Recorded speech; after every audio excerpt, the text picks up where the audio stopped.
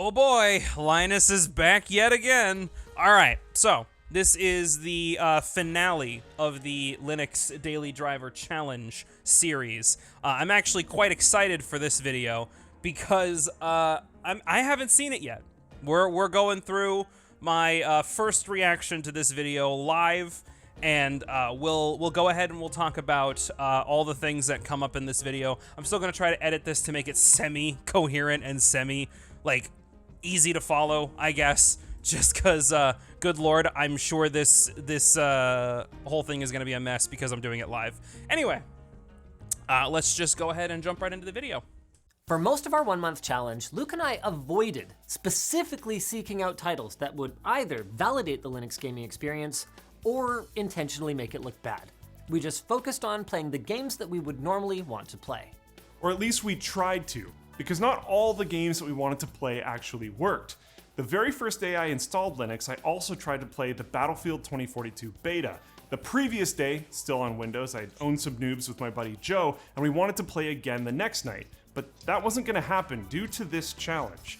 It was reassuring, I guess, that even more advanced Linux users were also unable to play, but that didn't actually remedy the fact that I couldn't play games with my friends. So that's one of the things that you kind of do have to know when going into Linux.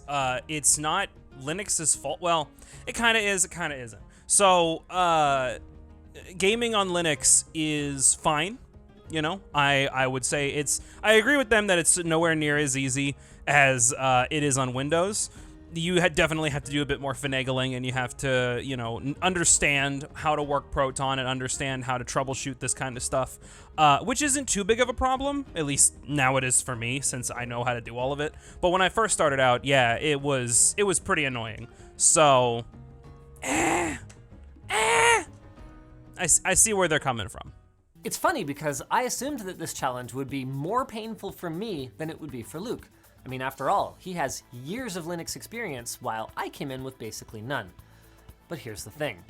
I game mostly by myself as a way to relax or to hang out with my kids, and I am extremely flexible about what game I'll play. If something doesn't work, screw it, I'll just play something else. Luke, on the other hand, whose social circle is deeply immersed in gaming culture, has so much more on the line if he can't solve a problem. Yeah, like I literally had a friend ask, "Hey dude, when are you gonna be back?" Obviously, I had never actually left, but I was a lot more difficult to include as a lot of competitive games that have anti-cheat just don't work. Or it took me so long to get a lot of games to a satisfactory level that by the time I was ready, everyone else was just done gaming for the night. And as a lot of my friends like to just try random games out for fun, this actually happened a lot. Actually pretty fascinating. Yeah, I'm kind of the same with Linus, where I don't really play a whole lot of multiplayer games. And the multiplayer games that I do play, they're peer-to-peer. They don't have, they're more co-op focused instead of competitive focused. So anti-cheat really isn't a thing with those kinds of games. The only game that I have had to switch off of Linux to Windows for has been Halo Infinite. And I'm not a big fan of Halo Infinite anymore, surprisingly enough, just because I have really hated how their microtransactions have sort of polluted that game. But beside the point, yeah, I guess I've just never run into the same problems that Luke has, because my friends and I, when we play multiplayer games, they're usually co-op based rather than competitive, so we don't have to worry about anti-cheats. Interesting. As noted by this here Reddit post, the Steam game library is chock full of amazing gaming experiences from AAA studios and indie developers alike. And being on Steam isn't an automatic win either. Look at Apex Legends and New World. Both massive games, both listed as borked on ProtonDB. Imagine playing shit games. I mean... No, I'm fucking with you. So, Apex Legends, fine. I just don't give a shit. It's not necessarily bad. New World, I don't give a shit about because it's one of those Amazon games. Frankly, I don't want to pay attention to anything Amazon's doing right now. It's also an MMO, so it's like a double bullet of games that I'm not going to give any sort of a shit about. So, imagine playing bad games. And interestingly enough, Dota 2 and CSGO both had completely game-breaking problems that weren't isolated to my system during the challenge. They seem to be solved now, but it goes to show that just like with Windows, because a piece of software was made for it, doesn't mean it's actually going to be perfect. Okay, that actually is a sentence that I want to pick apart a little bit, you know? If you are into PC gaming, then you already have experience with tinkering with games, trying to get it to work, trying to do a bunch of random esoteric nonsense. I'm not saying that Linux gaming is better than Windows. Frankly, it isn't. But when I can understand people's hesitance to switch to Linux for gaming because of its added complexity.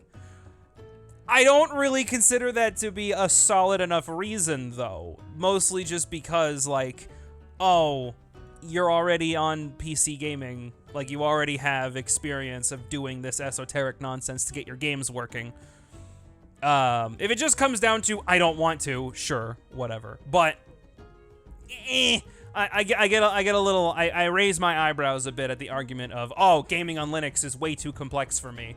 Because, like, it is and it isn't, you know? I mean, pretty much all the steps you need to follow are on ProtonDB already. So it's like, I would honestly say that getting games to work on Linux is a tad easier than Windows, just because you have thorough documentation. On Windows, on the other hand, trying to get a game to run on Windows, you have to browse through forums, you gotta try all this other stuff, you just gotta go to these random scattered locations to find what you need. Granted, you do need to do that anyway on Linux if what you're looking for isn't on ProtonDB. But I don't know. I like the fact that the documentation is all in one place when it comes to Linux gaming. I guess that's what it comes down to. I'm just a fan of that. Another problem that's been a thorn in the side of the Linux community for years is anti-cheat.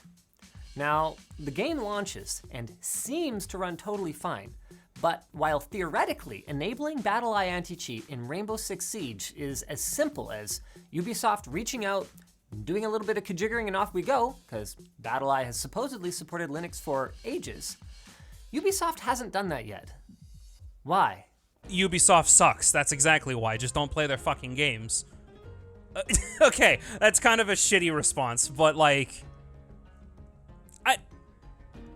I don't see any reason. Like, a lot of this video is essentially going to boil down to, why are they playing these games? They all suck anyway. But, like, a lot of people play these games, so that's not exactly a good response. I don't know. This is coming from a person who mostly plays games by themselves and hardly ever tackles anything competitive just because he doesn't want to deal with that kind of added stress.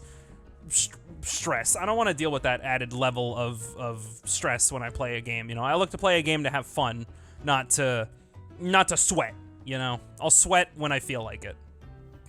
What a fucking sentence. Well, because natively supporting Linux is seen by some developers as a somewhat brutal experience.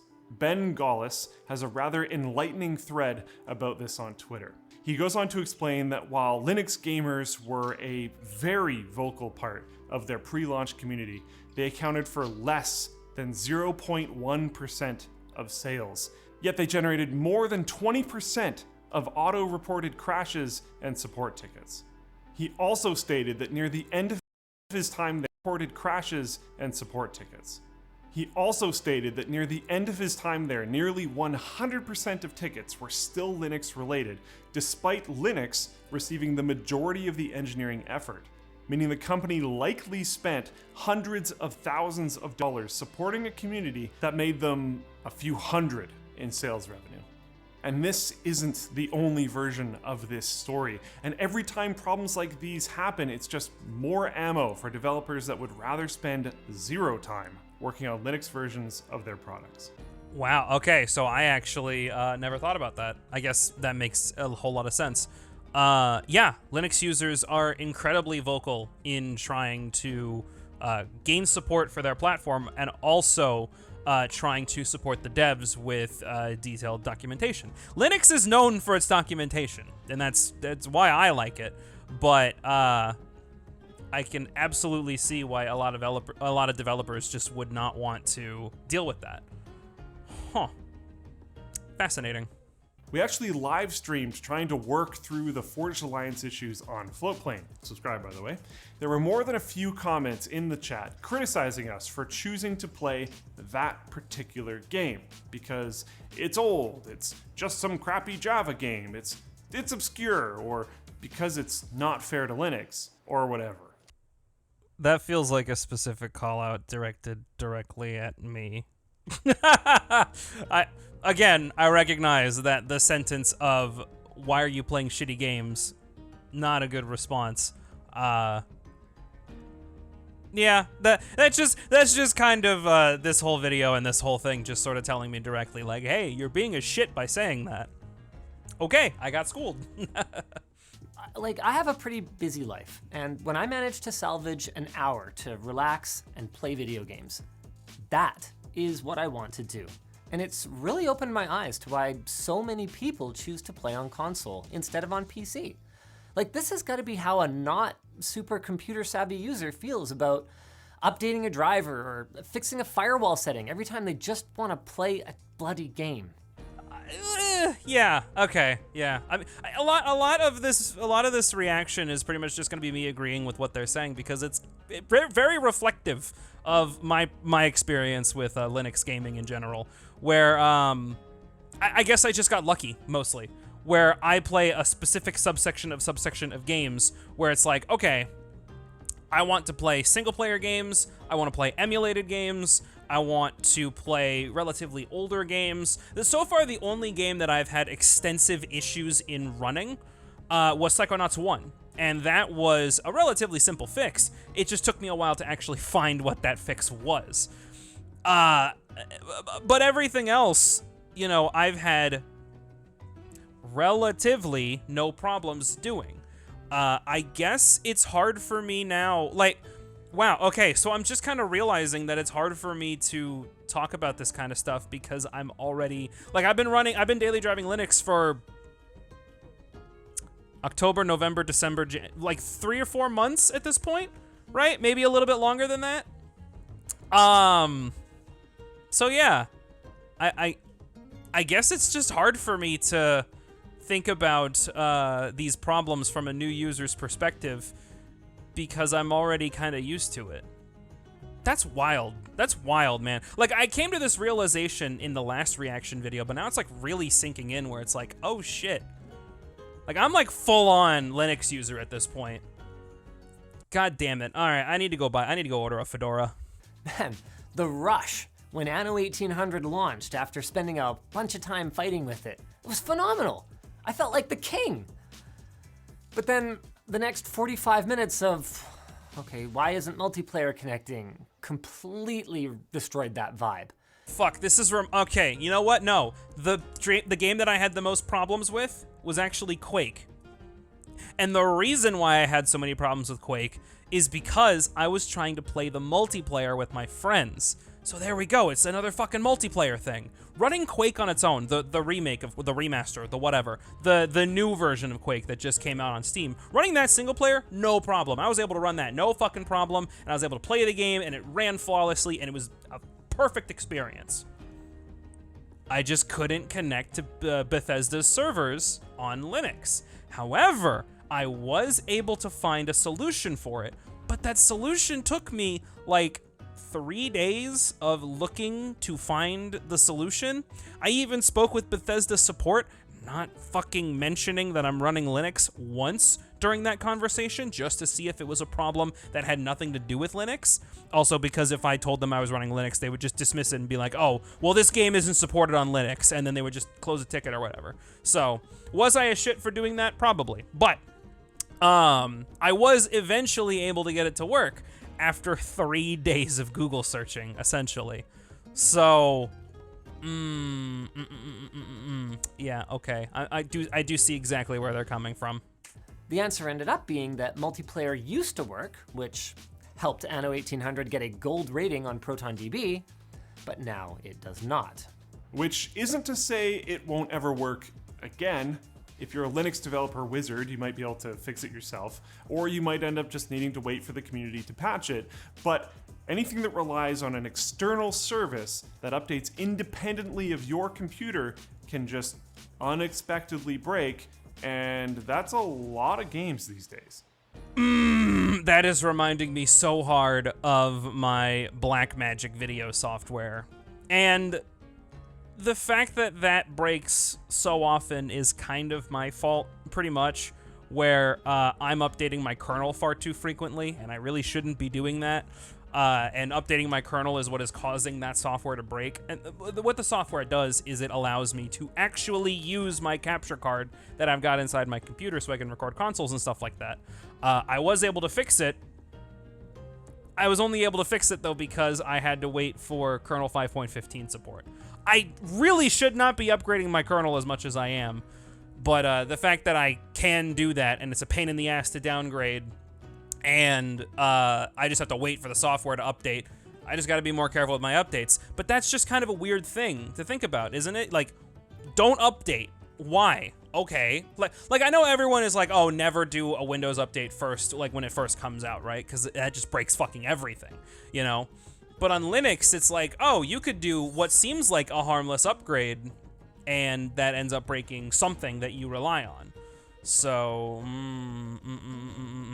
yeah, maybe I should do my own. Maybe I should do my own video of this, of what is my experience on Linux gaming, like how's that been, you know? Because they're not talking at all about emulators at this point, and I would like to do a video on that because I've already done the Citra tutorial. That was entirely on Linux, right? And I used terms and verbiage and all that stuff to make it seem like, just because I've ran it both on Windows and Linux, so it's like, okay, here's how you run it. I'm going to phrase it in such a way where you can do it on either Linux or either Windows. And I had a very Linux-specific side note in that video.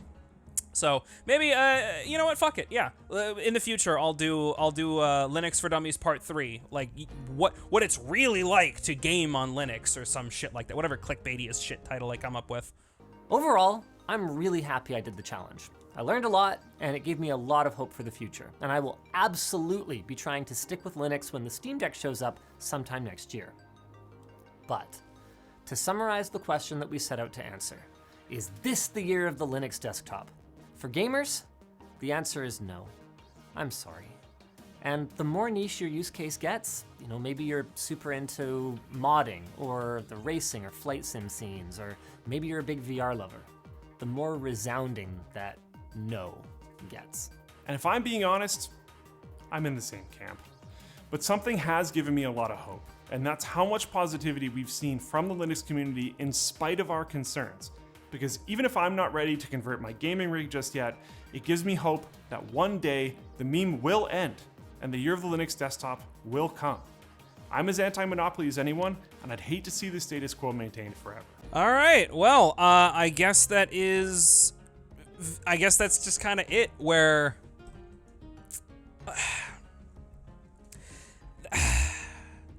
as much as I love Linux, and as much as I want to see more people adopting it, and at the very least, trying it, I do recognize that gaming on it is not great, right? I do recognize, like, what they said in the video, that Linux kind of takes away the spontaneity of games, and like, yeah, no, that's incredibly accurate.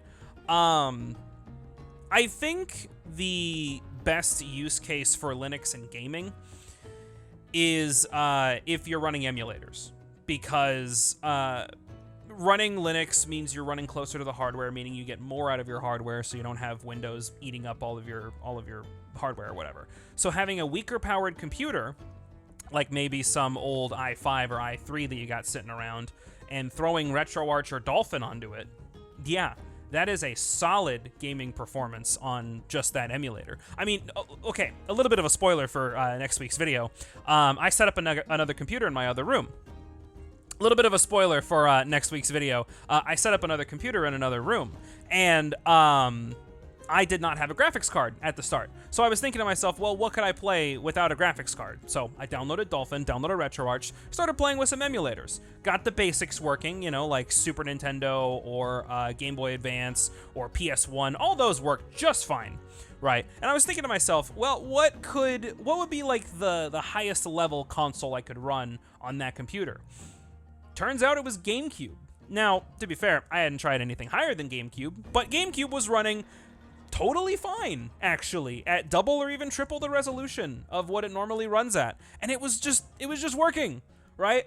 So I guess that would be the use case I would recommend for Linux gaming crowds, would be embrace emulators. Or if you already like emulators, hey, go ahead and throw that onto a weaker machine, throw it in your living room, and use that as an emulator box. You know, RetroPie is a very good Raspberry Pi emulator distro. Is based on Linux, so if you can grab a Raspberry Pi, those are really easy to find. Throw a RetroPie on it, and you've got like a Super Nintendo or a Game Boy Advance or whatever that you can just put in your living room and play whatever you want, or just put it on your computer, or like put it here on your desk and game that way. You know, what I enjoy about Linux is its flexibility, its loads of documentation, and just how freeing it feels. And if you don't care about any of those, I maintain this opinion. If you don't care about any of those things and you just want to turn on a game and go, yeah. There's a reason why when I made my first Linux video, I compared Linux to an emulator, whereas Windows is just a console itself. Like if I were to, I compared the two of them to just Windows is a GameCube, Linux is a GameCube emulator. Right? You definitely got to put the work in, but if you give a shit at all, it's so worth it. And for a lot of people, they just don't give a shit. So I guess that's kind of the biggest takeaway from this. I'm excited to see what the results of this video series are and the results of the Steam Deck. I would very much like for Linux to become more widespread and more mainstream, just because it's so cool, honestly. But yeah, I guess we'll go back to what they said in the video previously, like that the fragmentation of Linux is a gigantic problem. Just because, you know, like, hey, what distro you running, or what distro should I run? It's definitely tricky. Definitely tricky.